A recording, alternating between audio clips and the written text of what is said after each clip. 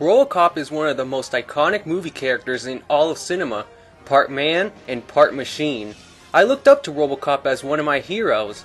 The movie is filled with tons of over-the-top action and gun shooting, so when I picked up the NES game, I automatically knew this was going to be a fun game. I mean, come on, Robocop is the future of law enforcement. He wouldn't let us down, right? The first thing you hear is Robocop music. It's not the main theme for Robocop, it's the action news music you hear when those news reports are shown in the film. Well, it sounds like it to me. I can't really tell. At least they use some kind of rendition from the film. When you first start off the level, Robocop cannot use his weapon immediately. Once you're halfway through the level, he gets it ready and starts blasting. If you think about it, Robocop didn't always rely on his weapon to apprehend his enemies, so it makes sense that he would fight enemies without his weapon at the moment. The music that plays in the background is the Robocop theme, which plays on every level of the game. And if you really listen to it, it's really not the whole theme. It's just the first 30 seconds in an endless cycle. Most people would probably find this annoying after a while, but I never get tired of hearing it. You could say it somewhat motivates me in beating the game, or anything else in life. It's the kind of music that makes you want to do something amazing. The guys you have to wait off just come running at you. You need to punch them right in the face to destroy them. The ones that wear purple do a jump kick. If you stand in the right position, you can avoid getting damage. But if you aim your punch perfectly, then you can knock them out. There are two bars you need to keep track of. One of them is your life, and the other is your time limit. The time limit works more like your energy. If you run out, you have to start the level over. To keep it from falling, you have to collect these bolts that provide you sufficient power to progress. This also works the same for more life, but with the objects that have the letter P on it.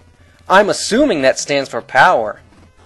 The first boss sure likes to get punched in the face. The gun doesn't have any effect on him, so punching is really the only way to go.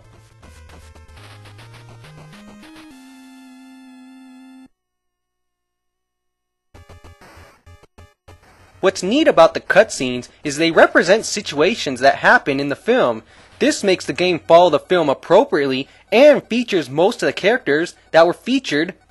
When you start off the second level, Robocop pulls out his gun right away. I think I see a pattern now. When the enemies show major threat like using weapons, Robocop feels obligated to use his own weapon. That makes sense. Police officers follow that same procedure, and after all, Robocop is a cop. These guys in the windows are wimps. Staying above the ground and using blowtorches to burn Robocop, all you need to do is point up and shoot that punk right back through the window. Not all the enemies are human. Dogs come running at you and try to bite you. Now how is a dog supposed to attack Robocop? He's protected with special armor. Gunshots and puny punches hardly lay a scratch. Well, the dogs just tackle you and run off. You're not running off that easily. Robocop has a gun. Once you enter the courthouse, the level starts to turn into a maze or something similar to it. I was able to find my way to the end, but that was just pure luck. Watch out for that barrier with spikes approaching. I remember this scene from the film. You gotta save the hostage. Why does he sound like some kind of mice when you shoot him accidentally? I like how wiggly his legs are when he jumps. His whole body waves around when you kill him. Why, you're welcome, fellow citizen. The next level seems to resemble the warehouse that Robocop busts for producing cocaine. I hate the enemies that shoot from above. If you don't get them while they're running, then they shoot you right on the head, causing major disturbance in Robocop's visor. Is that a new weapon? It is! Robocop gets to use a variety of weapons, but first you have to go around getting it. Robocop is now above the ground and can use this new weapon. You know what? I don't think I'll use it right now. I think it'll come handy later in the game. Hey! Did you see that? Those guys are coming right through the wall. That's not fair. Robocop has to go all around the warehouse and these guys just go through the wall like nothing? Well, who cares? Robocop plays by the rules and doesn't need to cheat like that. Once you get that big weapon we saw earlier, the boss from the first level appears. He must really like being punched in the face to come back. Now it's off to the real boss, and this time he throws bombs from up top. Then he runs away. And now it's these three guys? Well, it's a good thing I saved that automatic gun. Yeah, now that's what I'm talking about. And Robocop still has some ammo left over. Now we reach OCP Headquarters. This place is crawling with robots and other mechanical machines that shoot lasers. You know, I just realized, when Robocop enters a door, he walks really weird. His legs are all pushed together and he doesn't walk like himself. He just looks funny doing it. It's even funnier when he goes up the elevator. Who looks up when they go up in an elevator?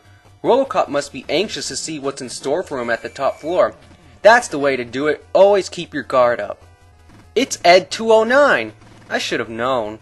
This gigantic beast is no match for Robocop. It just keeps moving back and forth, and once you shoot enough bullets, he walks away.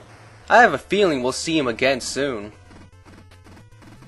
These target modes feel kind of like a tease. It makes you wish you were using the zapper. If you shoot 30 targets, you get an extra life. That's good, because when you die, you have to start from the beginning of the level. Good thing there is Infinity Continues. That's also something nice to have on standby. What's this place? It looks dirty and abandoned. Oh yeah, it's where Robocop has his final battle with Clarence and his gang. Look at this guy, shooting with a superior weapon. Good thing he dropped it, because it's Robocop's now. Once you fight off all the familiar enemies, you reach him in that dirty water. Wow, the developers really followed the film. This makes me like the game even more. You even see the crane dropping pieces of metal on Robocop.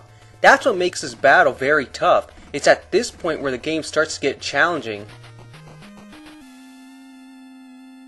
Final level features Robocop returning to OCP to take out Dick Jones. After all, he was behind all the plans to get rid of Robocop. Nothing can stop Robocop now.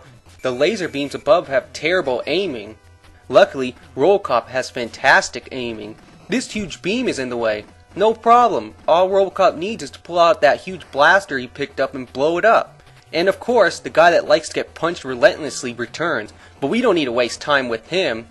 Ed 209 stands in our way again. Shouldn't it be guarding the door outside? Well, who cares, because that extra padding it has is no match for that huge annihilator gun Robocop used before.